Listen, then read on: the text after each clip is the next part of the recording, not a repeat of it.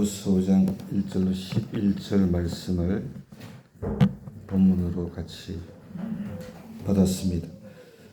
부자의 위엄, 가난한 자의 소망, 이와 같은 제목으로 하나님의 말씀을 전가하도록 하겠습니다.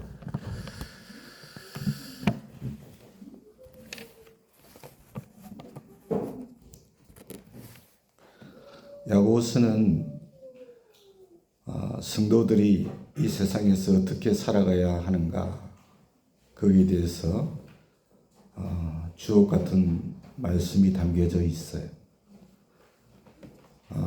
사도 야고보는 본문 말씀을 통해서 예수님께서 다시 오실 때 예수님의 재림에 있어서 두 부류의 사람이 있다, 그렇게 말씀을 하고 있죠. 다른 게 아니고 예수님의 재림을 두려워하는 부류가 있다 그랬어요. 그리고 또 한 부류는 예수님의 재림을 고대하는 부류가 있다, 그렇게 말씀을 하고 있습니다. 본문 1절에서는 예수님이 다시 오실 그 날을 두려워해야 할 사람에 대해서 말씀을 하고 있어요. 같은 믿음 안에 있는데 어떤 이들에게는 예수님의 재림이 두려움의 날입니다. 어떤 자들이라고 했냐면 부자들이라 그랬어요. 부자들. 여러분 잘 이해해야 되는데, 그럼 부자는 다 죄인이라는 말인가? 그런 의미가 아닙니다. 어떤 의미냐면은, 여러분 돈이 많아지면은 인간은 돈의 지배를 받을 위험성이 커져요. 그래서 부자에게는 이런 위험의 부담이 커진다, 이와 같은 의미입니다. 예를 들면은 우리는 가난할 때 부자가 되면은 좋겠다, 부자가 되면 좋은 일을 위해서 돈을 많이 쓸 수 있을 것이다, 그렇게 생각을 합니다. 그러나 막상 부자가 되면 좋은 일에 돈을 쓰지를 못하지요. 이유는 부자가 되면은 우리가 돈을 지배할 수 있는 것이 아니라 돈이 우리를 지배합니다. 그렇기 때문에 그런 것이죠. 왜냐하면은 이 돈은 주인으로서의 능력이 있기 때문에 그래요. 돈은 주인으로서의 영향력이 있기 때문에 그런 겁니다. 마태복음 6장 24절 말씀에 보니까 한 사람이 두 주인을 섬기지 못한다 그랬어요. 두 주인이라 그랬어요. 혹은 이를 미워하며 저를 사랑하거나 혹은 이를 중히 여기며 저를 경히 여김이라. 두 주인에 대해서 마태는 너희가 하나님과 재물을 겸하여 섬기지 못하느니라 말씀하셨죠. 네. 여기서 여러분, 예수님은 재물과 하나님을 경쟁관계에 두고서 말씀하셨어요. 여러분, 경쟁관계는 어느 정도 힘이 엇비슷해야 경쟁관계입니다. 그래야 그 경쟁관계가 성립이 되지요. 예. 이런 의미로 볼 때 돈은 우리의 주인이 되시는 하나님과 견줄 만큼 주인으로서의 능력을 가지고 있어요. 영향력을 가지고 있다는 걸 우리가 알 수 있죠. 그래서 돈은 여러분, 하나님과 마찬가지로 우리에게 뭘 요구하느냐? 순종을 요구합니다. 다시 말하면 주인 노릇합니다. 그래서 부자는 돈의 지배를 받을 위험성이 훨씬 큰 거예요. 첫 번째로 나누고 싶은 말씀은 부자가 돈의 지배를 받게 됨으로 인하여서 어떤 위험이 그에게 주어지는가? 사도 야고보는 오늘 4가지를 말하고 있어요. 첫 번째는 축척의 위험이 있다. 축척의 위험이 있다. 우리가 부자가 되면은 쌓아놓고 싶은 충동이 생깁니다. 가진 것이 없을 때는 쌓고 싶은 충동이 생기지 않지요. 예. 가진 것이 없는데 뭐 어떻게 쌓을 것도 없어요. 그러나 가진 것이 많아지면 많아질수록 쌓아놓기를 시작하지요. 성도들은 하나님이 주신 물질을 관리하는 관리인입니다. 그런데 오늘 본문 2절을 보면은 쌓아놓는 것이 많아서 다 썩어버렸다 그랬어요. 썩도록 한다는 것은 어떤 의미입니까? 하나님이 주신 재물인데 쌓아뒀어. 그게 썩어버렸어요. 어떤 의미입니까? 하나님께서 맡겨주신 물질을 잘못 관리하는 거죠. 그런 뜻을 가지고 있습니다. 그래서 3절에 보니까 금과 은은 녹이 쓸었으니 이 녹이 하나님 앞에서 심판 받을 때 증거가 된다 그랬어요. 네. 여러분 우리나라가 이 정권이 바뀔 때마다 경제 사정의 바람이 한 번씩 불지요. 그래서 정권이 바뀌면 부정을 해가지고 축적을 한 사람들은 전전긍긍합니다. 이때 쌓아놓은 돈이 부정 축제의 증거가 되잖아요. 마찬가지로 심판 때에 주님이 다시 오실 때 아니면 내가 이 세상 떠나는 날 심판 때에 우리가 쌓아놓은 돈은 하나님의 관리 우리에게 맡기신 그 재물을 잘못 관리한 증거가 된다는 거예요. 쌓아놓은 것은. 그 말씀이거든요. 그래서 부자가 위험한 거다. 이렇게 말씀을 한 거예요. 두 번째 위험한 이유가 뭐냐면 착취를 하기 때문에 착취의 위험성이 있다. 여러분 착취가 뭔지는 아시지요? 고용주가 노동자에게 노동을 시키고 성과를 이루고 했는데 돈을 안 주는 거예요. 값을. 무상으로 그것을 취하는 것이 착취지요. 부자가 되면은 모든 가치의 기준이 돈으로 변합니다. 성공의 기준도 돈이 많이 모인 사람 부자는 성공의 기준도 돈이 됩니다. 돈이 근거가 됩니다. 그래서 부자가 되면은 아무리 그 사람이 인격이 갖추어져 있다 해도 저는 그렇게 생각해요. 아무리 그 사람이 인격이 갖추어진 부자라고 해도 가난하고 초라한 사람을 보면은 존경하지 않을 것 같아요.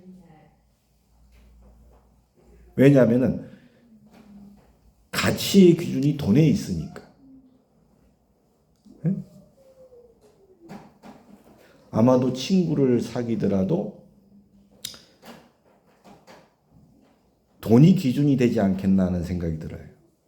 그래서 자기한테 이렇게 손을 벌릴 만한 사람에게는 아예 그 사람은 만나지도 않는. 이런 사람이 만약에 학교를 설립하고 운영을 한다고 그러면은 아무래도 교육보다는 재물에 더 관심을 가질 것 같다는 생각이 들어요. 그래서 아침에 가방을 들고서 교문을 들어서는 학생들이 다 등록금이 걸어 들어오는 것처럼 그렇게 보이지 않겠나. 보일 것 같아요. 돈이 모든 가치의 기준이 되어버리니까 부자가 되면. 알아야 할 것은 부자가 되어서 모든 가치 기준이 돈이 될 때에 가난한 자들을 착취하게 된다는 겁니다. 이 4절에 이렇게 말했잖아요. 보라, 너희 밭에서 추수하는 품꾼에게 주지 아니한 삭시 소리를 지른다 그랬어요. 그 추수한 자의 우는 소리가 만군의 주의 귀에 들렸다 그랬어요. 여러분, 돈을 많이 가진 자들이 착취하지요. 없는 자들이 어떻게 착취를 합니까? 부자들이 착취를 합니다. 야고보가 경고를 주고 있는 대상은요, 당시에 믿는 이들 가운데서 부유층을 이루고 있던 지주들이었던 것 같아요. 지주가 품꾼들의 하루의 품삯을 주지 않았다는 거지요. 품꾼들은 하루 벌어서 하루 먹는 사람들인데, 믿는 사람인데도 그랬단 말이에요. 공공하고 가난한 품꾼을 학대하지 말며 그 품삯을 당일에 주고 해진 후까지 끌지 말라고 하신 신명기 24장 14절 말씀을 알고 있었음에도 불구하고 그렇게 하지 않는 거지요. 안 준 겁니다. 부자들은 돈을 썩도록 쌓아도 늘 부족한 마음이 생기는 것 같아요. 늘 부족한 거예요. 그래서 착취를 하는 거지요. 그래서 이들에게는 심판의 날이 두려운 겁니다. 두려워볼 수밖에 없어요. 죽을 날이 두려운 거예요. 착취를 해서. 세 번째 위험한 이유가 사치의 위험이다 그랬어요. 5절에 보세요. 너희가 땅에서 사치하며 방종하여 살육의 날에 너희 마음을 살찌게 하였도다. 그렇게 말씀합니다. 옛날에 여러분 처갓집에 가면은 사위가 오면은 처갓집에 사위가 가면은 씨암탉을 잡아서 줬어요. 그런데 씨암탉 중에서 어떤 닭을 잡느냐? 제일 많이 먹고 살찐 닭 잡습니다. 제일 많이 먹고 살찐 닭. 좀 비실비실해 보이면 안 잡지요. 예. 살찐 닭 잡습니다. 살육의 날, 즉 사위가 오는 날이 그 닭을 잡습니다. 그에게는 살찐 닭에게는 살육의 날입니다. 그 날이. 그렇지 않습니까? 예. 야고보는 이러한 측면으로 통해서 사치하는 부자에 대해서 비유를 하고 있는 거죠. 흔히들 여러분 사치 그러면은 어떤 생각을 합니까? 비싼 거 사는 것이 사치다 이렇게 생각하지요. 전혀 틀린 말은 아닌 것 같아요. 근데 여러분 비싼 물건은 값어치를 합니다 또. 그렇지 않습니까? 예, 값어치를 해요. 좋은 것들이 많아요.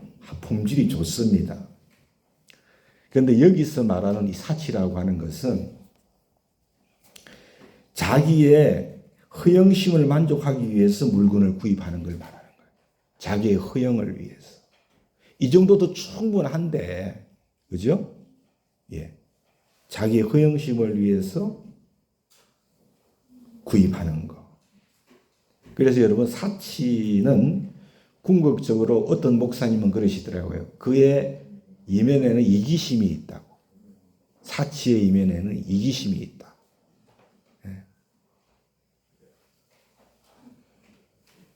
왜 그렇게 얘기하는가 들어봤더니 이렇게 말씀하시더라고요. 하나님께서 우리를 세상에 보내신 목적이 있는데 그것이 뭐냐? 이웃을 섬기도록 하기 위해서 보낸 게 아닌가? 응? 이웃을 섬길 수 있도록 우리에게 시간도 주셨고 우리에게 재물도 주셨고 건강을 주셨다. 그런데 이것을 자기만을 위해서 쓸 때에 그게 사치가 된다는 거예요. 자기만을 위해 쓰면 사치가 된다. 사도 야고보는 이 위험성을 말씀하고 있지요. 누가복음 16장 18절 이하의 말씀을 보면은 부자와 거지의 비유가 나옵니다. 이 부자는 바로 사치했던 자예요. 자기가 가지고 있던 부로 자기 배만 채웠잖아요. 그렇죠? 네 번째로 말씀한 위험성이 살인의 위험입니다. 살인의 위험. 부자들은 살인의 위험에 놓일 경우가 많다. 6절에 보니까 너희는 의인을 정죄하고 죽였으나 그는 너희에게 대항하지 아니하였다. 그렇게 말씀을 합니다. 부자들에게 하는 말씀입니다. 의인들을 정죄하고 죽였대요. 우리나라의 경우에 여러분 1970년대만 해도 제 기억으로는 그렇습니다. 차가 참 흔하지 않았어요. 부자들만 차를 탔어요. 부자들만. 70년대까지만 해도 그랬어요. 부자들만 차를 탔습니다. 제 기억으로 고등학교 선생님들, 중학교 선생님들도 그때 잘 타면은 오토바이였습니다. 오토바이 탔어요. 학생들은 주로 자전거지요. 제가 컸을 때는 그랬어요. 자전거 타고 갔어요.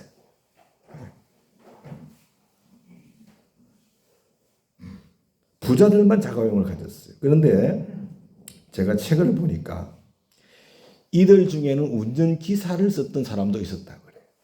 있었는데 그 운전기사를 둔 주인이 이런 말을 했대. 기사들한테 혹시라도 차를 몰고 가다가 사고가 나면은 사람을 치면 차를 뒤로 빼서 아주 치어서 그냥 죽여버려라 그랬대요. 죽어서 보상해 주는 것이 치료비로 나가는 것보다 훨씬 싸다는 거예요. 그렇게 말을 했대요. 그런 기록이 있습니다. 저는 여러분 그 얘기를 듣고 얼마든지 있을 수 있는 일이라고 생각했어요. 그런 생각이 들어요. 우리가 돈의 지배를 받고 돈의 노예가 되어버리면요. 살인도 스슴치 않습니다. 그렇지 않습니까? 그렇죠? 왜냐하면 돈의 노예가 되어버리면 돈이 요구하는 것은 무엇이든지 하게 되기 때문에 그런 거지요. 이것이 바로 돈이 주인된 능력입니다. 주인된 돈이 우리에게 요청하는 어떻게 보면 충성일 수가 있는 거지요. 근데 사랑하는 여러분, 오늘 목사님 이 설교는 우리한테는 안 맞는 것 같은데요. 우리는 부자가 아닌데 어떻게 이런. 사랑하는 여러분, 나는 부자가 아니기 때문에 이런 경고가 나에게 해당이 되지 않는다 이렇게 생각하는 분이 계실지는 모르겠는데 저는 그렇지 않다고 생각해요. 저는요, 우리가 한국에 사는 것만으로도 이미 우리는 부자입니다. 이미 우리는 부자예요. 그걸 알아야 돼요. 감비아에서 선교 사역을 하는 선교사님으로부터 제가 글에 읽은 내용을 보니까 이런 글이 있어요. 거기 감비아라는 나라는 하루 한 끼밖에 못 먹는데 한 끼를 가지고 하루를 산다는 거예요. 네? 하루에 3끼를 먹는 것은 그 나라에서는 상상을 못 한다는 거예요. 상상을 못 한대. 여러분, 이 지구상에 가난한 곳이 그 감비아 나라 한 곳밖에 없겠습니까? 저는 그렇지 않다고 생각하거든요. 여러분, 한국에 사는 것만으로도 이미 우리는 부자라는 걸 알아야 돼요. 이미 우리는 부자요. 이미 부자야. 여러분, 먹지 않고 버리는 음식이 얼마나 많습니까? 안 그런가요? 이미 우리는 부자요. 그런 의미에서 오늘 이 말씀은 우리에게도 주시는 경고인 것을 확실히 알아야 돼요. 그 사실을 잊어버리면 안 됩니다.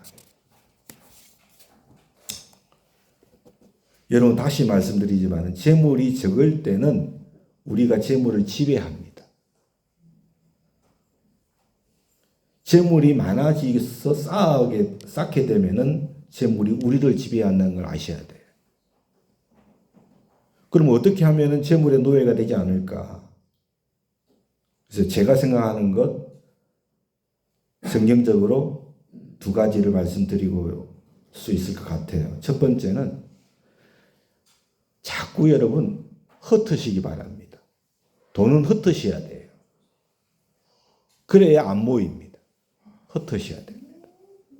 흩는 방법 중에서 가장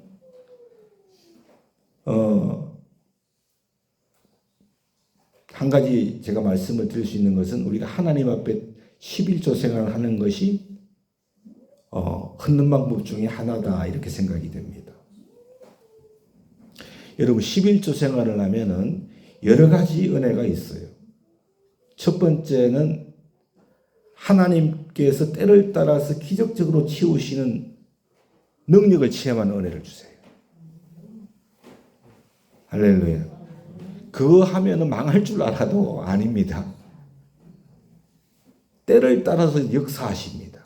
그 기적을 체험해야 될 줄로 믿으시기 바랍니다. 예. 사랑하는 여러분, 그것을 통해서 또 하나 유익이 뭐냐면 우리의 믿음이 자라요. 믿음이 자라는 거예요. 믿음은 도전해야 자라는 겁니다. 믿습니까? 그렇지 않으면 믿음이 자랄 수가 없어요. 가장 큰 은혜, 11조를 들여서 가장 큰 은혜는 뭐냐면 우리가 돈의 지배에서 해방될 수 있다는 거예요. 내가 돈의 주인 노릇한다는 거예요. 믿으십니까? 11조를 못하는 분들은 돈의 주인이 돈입니다. 돈의 지배를 받는 거예요. 돈의 지배를. 예? 은퇴하신 목사님이신데 처음부터 그분은 예수님을 믿은 분이 아니었어요.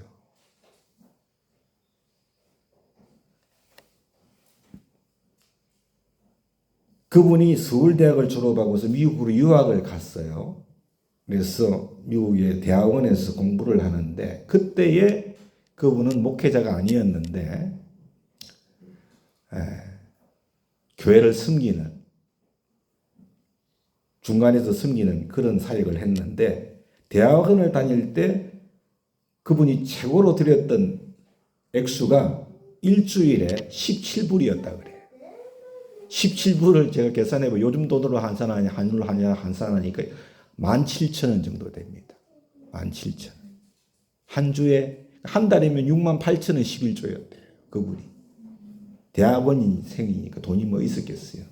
근데 학위를 받고 박사학위를 받고서 미국에서 아주 유명한 대학의 연구원으로 취업이 됐어요. 그때도 목회하기 전이지요. 목회하기 전인데 첫 월급을 받았답니다.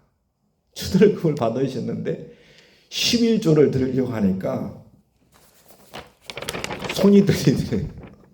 손이.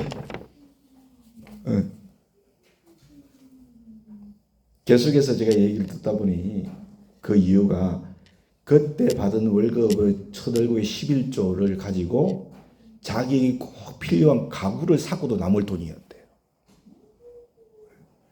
여러분 11조를 드리지 못하는 분들의 생각이 어떤 생각이냐면 이 돈이면 이거 할 수 있다는 거예요. 이 돈이면 충분히 이것도 하고 저것도 하고 할 수 있다는 겁니다. 가구도 사고도 남을 돈이요. 저도 생각해 봤어요. 지금까지 11조 안 하고 다 내가 모아놨다면 아마 매덕 되었을 것 같아. 예, 계산을 안 해봤지만은, 예. 매덕이면은 뭐 집도 사고 뭐도 했겠네. 그죠? 했겠어요. 근데, 사랑하는 여러분, 11조를 드렸어요. 떨리는 손으로. 이 11조 드렸대요. 그 이후에 이제 목회자가 되시고 책을 써서 제가 책을 읽는데 이런 내용이 있었어요. 그러면서 목사님이 하시는 얘기가 자기가 그때 하나님께서 주시는 자유함을 처음 자기가 누렸다는 거예요. 돈에 대한 자유함. 그 자유함을 지금도 누리고 있다. 예? 돈의 노예가 되지 아니냐고 돈의 주인으로 산다는 거예요. 11조를 드리고부터. 그런데 목사님이 그렇게 생각하고 11조를 드린 이유가 있었어요. 그 이유를 들어보니까 목사님이 그때 연구원 생활을 할 때 월급쟁이 해가지고는 돈을 모을 수 없다는 생각을 하셨대요. 월급쟁이 해가지고는 돈을 절대 사업을 하면은 몰라도 큰 돈을 벌 수 있어도 월급쟁이로는 도대체 돈을 모을 수 없다, 큰 돈을. 그래서 어차피 돈을 모으지 못할 바에야 하나님 말씀에 순종하면서 살자 이런 생각이 들었대요. 그러니까 마음의 여유도 생기고 경제적으로도 초조함이 없어졌대. 초조함이. 자유함을 얻게 되었다. 이런 글을 쓰셨더라고요. 예. 저도 여러분 그런 측면에서 자유합니다. 자유하지요. 돈의 노예가 되는 게 아니잖아요. 돈의 주인이 되는 거지. 예. 11조 하는 분들은 절대 부자가 되기는 어려울 수 있다 생각해요. 부자는 안 될 것 같아요.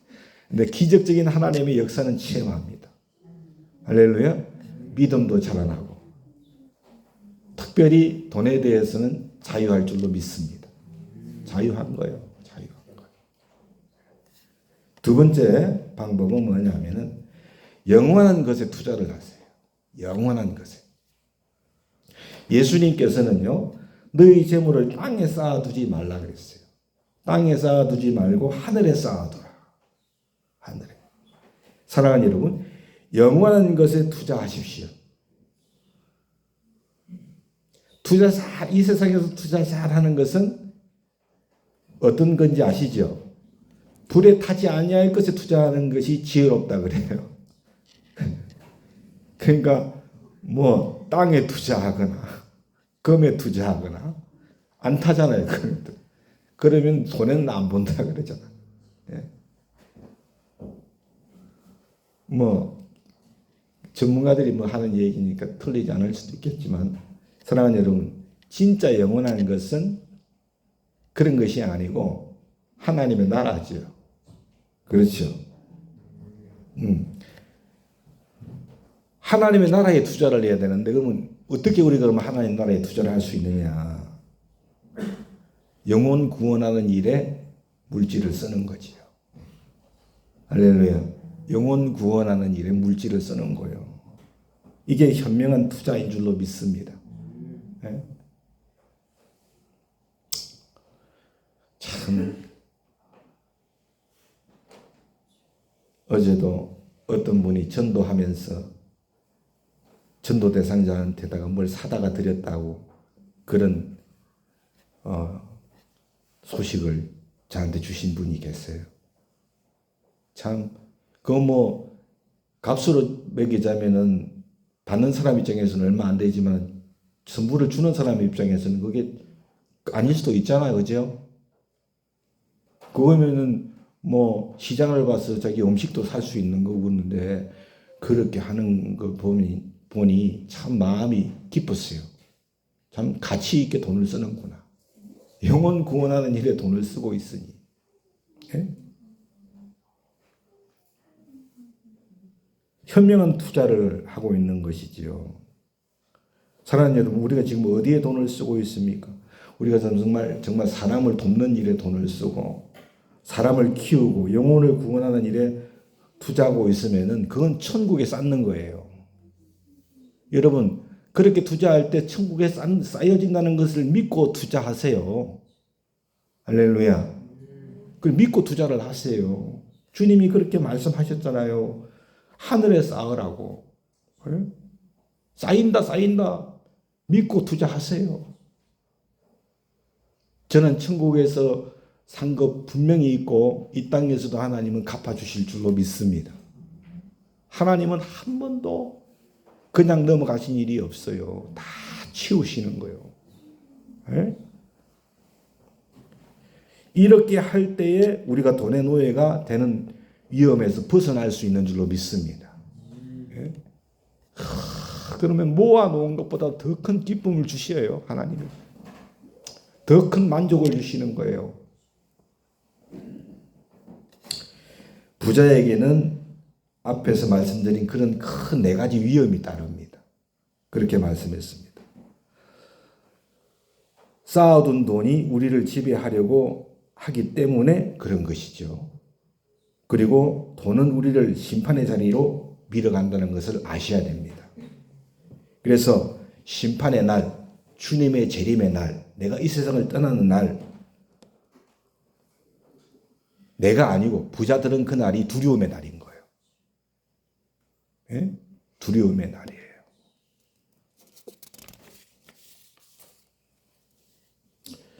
그러나 여러분, 반대로 심령이 가난한 사람들, 예수 이름 때문에 핍박받는 사람들에게는 주님의 재림의 날, 심판의 날이 소망의 날입니다. 믿으십니까? 그날은 소망의 날이요. 요한계시록 21장 3절로 4절을 보니까 내가 들으니 보좌에서 큰 음성이 나서 이르되 보라 하나님의 장막이 사람들과 함께 있음에 하나님이 그들과 함께 계시리니 그들은 하나님의 백성이 된다 그랬어요. 하나님은 친히 그들과 함께 계셔서 모든 눈물을 닦아주세요. 다시는 사망이 없고 애통하는 것이나 곡하는 것이나 아픈 것이 다시 있지 아니하리니 처음 것은 다 지나갔음이니라. 하나님의 백성들에게 주신 말씀인 줄로 믿습니다. 근데 하나님의 백성들에게 주신 말씀인데 뭐라고 하셨어요? 눈물을 닦아주니. 그러니까 이 세상 가운데서 눈물을 흘리며 살았던 사람들이요. 맞지요? 예수님 때문에 복음 때문에 눈물을 흘리며 살았던 사람들이요. 말씀대로 살아가려고 하다가 오해받고 상처받았던 이들이요. 그들의 눈물을 닦아주신다 그랬어요. 응? 그러니까 이 세상에서 가난하고 핍박받는 사람들이 심령이 가난하고.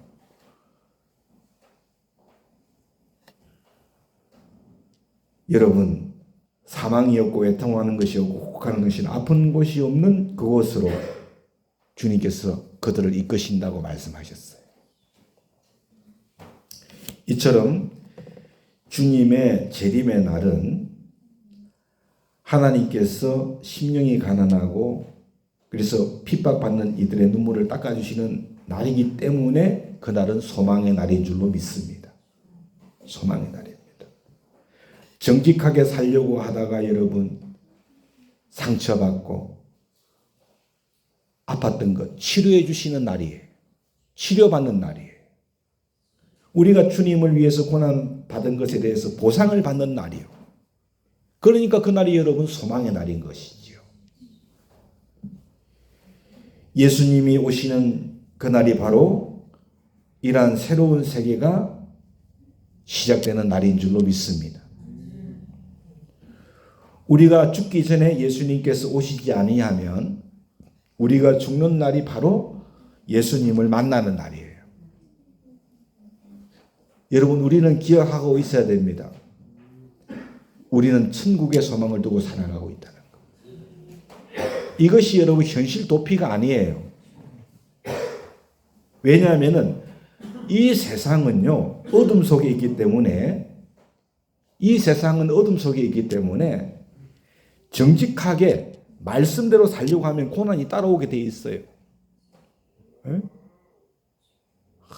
여러분 이걸 잘 이해하셔야 돼요.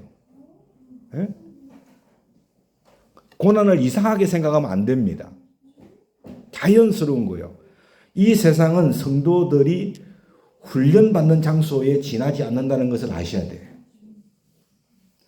훈련소에는 여러분 평화가 없습니다. 훈련소는. 우리에게 허전함을 주는 텅 빈 구멍은 오직 하나님만이 채워주실 수 있는 줄로 믿습니다. 오직 하나님만. 두 번째로 마지막으로 나누고 싶은 말씀이 있는데 천국의 소망을 두고 사는 자들에게 야고보는 뭐라고 했냐면 참으라 그랬어요. 참으라고. 그리고 참는 방법에 대해서 몇 가지를 말씀해 주는데 첫 번째가 어떻게 참아요? 농부처럼 기다리라 그랬어요. 7절에 보니까 농부가 땅에서 나는 귀한 열매를 바라고 길이 참아서 이른 비와 늦은 비를 기다린다 그랬어요. 이스라엘에는 두 번의 비가 내린다는 거 알지요? 농사를 지을 수 있습니다. 그래서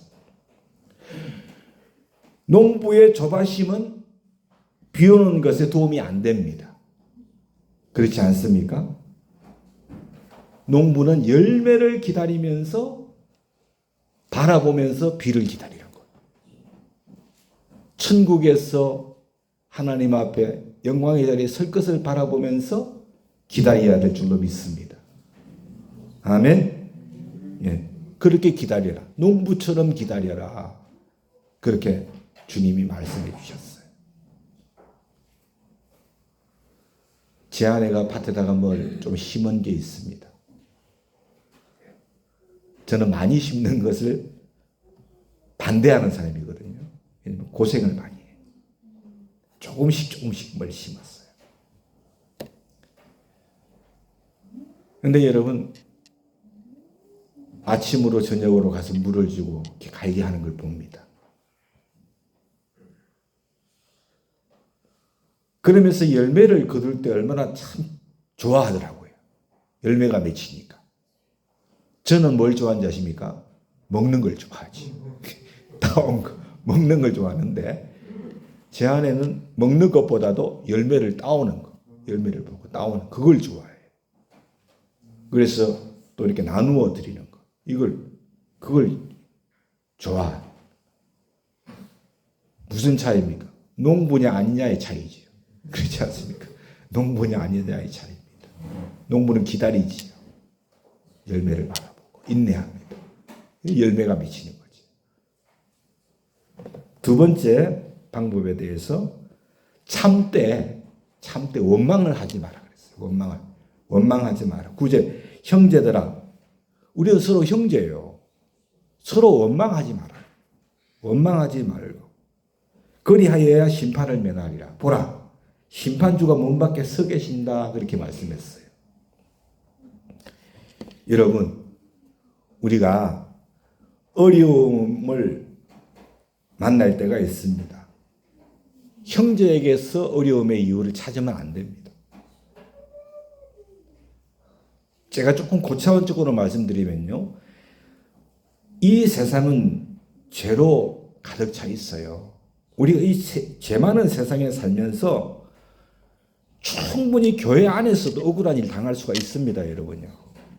아시겠죠? 이걸 우리가 알아야 돼요. 이 사실을 알아야 됩니다. 그렇기 때문에 교회 안에서조차도 억울한 일 당할 수 있다는 것을 내가 알 때에 온전히 원망을 안 할 수가 있어요. 아시겠죠? 예, 원망을 안 할 수가 있다는 거예요. 예?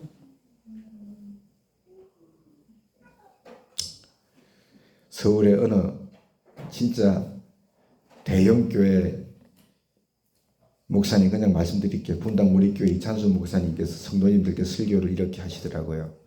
성도님들, 제가 여러분 벤처 타면은 교회 나오실 분 몇 분이나 계십니까? 그러더라고요. 제가 큰 교회 담임한다고 벤처 타고 의시되면 그렇게 한다면 우리 분당 우리 교회 성도님들 이찬수 목사 저런 인간이었네 그러면서 다 교회 떠날 거지요. 그렇게 설교를 하시더라고요. 근데 성도들의 모습이 그런 얼굴은 아니었나 봐. 그러니까 그래도 안 떠나실 겁니까? 그러시던데. 예. 여러분, 목사님이 그 목사님 설교하실 때 자기는 벤처 살 돈도 없지만 절대 그렇게 하고 싶지도 않다고 그렇게 하시더라고요. 사랑하는 여러분, 제가 그 얘기를 드린 이유가 교회 안에서조차도 그런 이유로 원망을 들어서는 안 되겠지만은 어쨌든 목회자나 성도들이 어떤 잘못한 것 때문에 원망을 들을 때가 있을 수 있겠지요. 사랑하는 여러분, 제가 그 설교를 들으면서 그런 생각을 했었어요. 야, 그래. 오늘 이 본문 말씀을 준비하면서 교회 안에도 그런 일이 있을 수 있겠지. 그래, 교회를 떠나고 그럴 수도 있겠지. 그러나 그것을 없애야 되고 있다면 어떻게 보면 그건 자연스러운 일로 받아들일 수 있어야 되겠다 하는 생각이 저에게는 들더라고요. 왜냐하면 제약된 세상이니까. 우리가 여러분 아프리카에 살면서 더운 그 나라에 살면서 하와이 같이 시원한 그런 여러분 그것을 바라면 되겠습니까? 그건 안 될 거라고 생각하거든요. 더운 나라니까 가뭄을 감수해야 되는 거지요. 이 세상이 그런 세상이에요. 그렇기 때문에 형제를 원망하지 않기를 원합니다.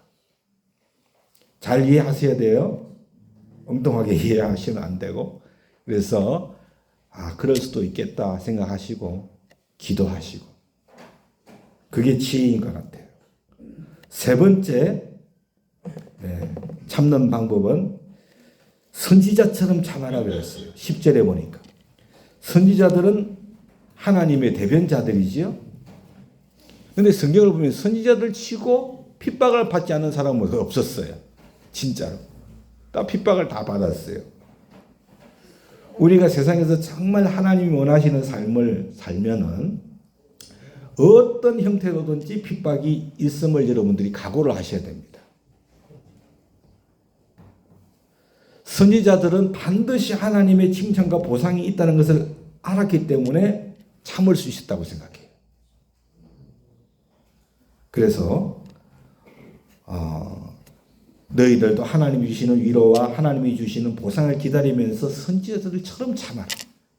그렇게 참아라. 이렇게 말씀을 주신 거예요. 여러분, 목회자들이 아무리 고난을 지금 한국의 목회자들이 받는다 할지라도 사도들이 받았던 고난만큼 받겠습니까? 저는 그렇지 않다고 생각해요. 그렇죠? 참으라. 초대교회 성도들만큼 우리가 핍박을 받겠습니까? 얼마 전 우리 교단 인도에서 사역하는 분들 선교사님이 소식을 전했는데 그게 여러분 참 예수 믿는 사람들을 핍박을 엄청나게 한답니다. 잡아다가 가두고 죽이기까지 한답니다. 위기 상황이에요. 기도 부탁이 왔어요. 그래도 참고 인내하면서 복음을 위해서 나아가고 있어요. 참아라. 네 번째 마지막으로 뭐라 했습니까? 욥같이 참으라. 욥같이 참아라. 11절에 욥은 부유하고 다복한 사람이었죠. 하루아침에 모든 걸 잃어버렸어요. 욥의 고통은 제가 봤을 때는 성경을 보면 재난의 이유를 몰라. 그게 고통이에요. 제일 큰 고통이에요. 하루아침에 모든 걸 다 잃어서도 고통스러운데 이유가 뭔지를 몰라요. 친구들은 와가지고 네 죄 때문이라 그러는데 도무지 이해가 안 되는 거죠. 동의를 할 수가 없는 것이지요. 동방에서 주님도 그를 의인이라 그랬는데 이해할 수 없어요. 이해할 수 없는 고난이라고. 근데 성경이 오늘 뭐래요? 욥의 결말을 보라 그랬잖아요. 그랬죠?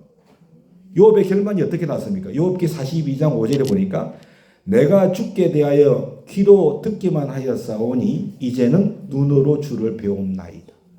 그렇게 말했어요. 여러분, 우리는 고난 가운데서 하나님을 만납니다. 고난 가운데서 만납니다.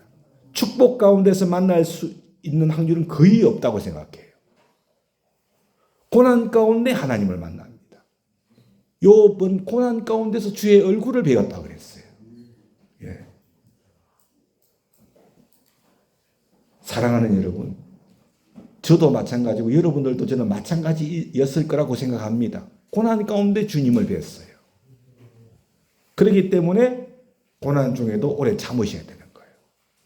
참으라 그렇게 말씀하신 겁니다. 사랑하는 여러분, 사도 야고보의 논지가 무엇입니까? 뭐라고 생각합니까? 이 세상은 잠시 몸담고 사는 우리가 출장 나온 것과 같은 것이다. 이런 논지라고 생각해요. 그렇죠? 그래서 우리는 천국의 소망을 두고서 예수님을 만날 날을 기대하면서 살아야 된다는 거예요. 그날을 기대하면서 살아라. 우리의 고향은 천국이다는 거예요. 그래서 고린도후서 5장 1절에 만일 땅에 있는 우리의 장막집이 무너지면 하나님께서 지으신 집, 손으로 지은 것이 아니요 하늘에 있는 영원한 집이 우리에게 있는 줄을 우리가 안다고 그랬어요. 그래서 우리도 이 믿음 안에 있어야 될 줄로 믿습니다. 이 세상은요, 잠시 내가 그냥 진짜 출장 나온 거예요. 아시겠죠? 영원한 본향이 있다니까요. 그래서 여러분, 하나님이 주신 재물을 가지고 이 땅에 쌓지 마세요. 주님 오실 때에 그것이 여러분 도리어 화가 됩니다. 아시겠죠? 화가 됩니다. 그리고 세상이 악하고 교회 안에서도 그런 있을 수 없는 일이 있다 할지라도 오래 참으세요. 그렇게 건면하고 있는 줄로 믿습니다. 농부처럼 참으십시다. 원망하지 말고 참으십시다. 선지자처럼 요업처럼 참으십시다. 주님께서 오실 때 우리 눈물을 다 닦아주실 줄로 믿습니다. 아픔도 없고 죽음도 없고 슬픔도 없는 곳에 주님이 우리와 함께 하신다고 하셨으니 사도 야고보가 그것을 확실히 믿고 나간 것처럼 우리도 그 믿음 안에 있을 때 흔들리지 아니할 줄로 믿습니다. 그래서 여러분, 오늘 죽어도 나는 할렐루야야. 아멘. 주님이 오늘 오셔도 나는 아멘이야. 이런 신앙으로 살아갈 수 있는 저와 여러분 되실 수 있기를 예수님의 이름으로 축원합니다.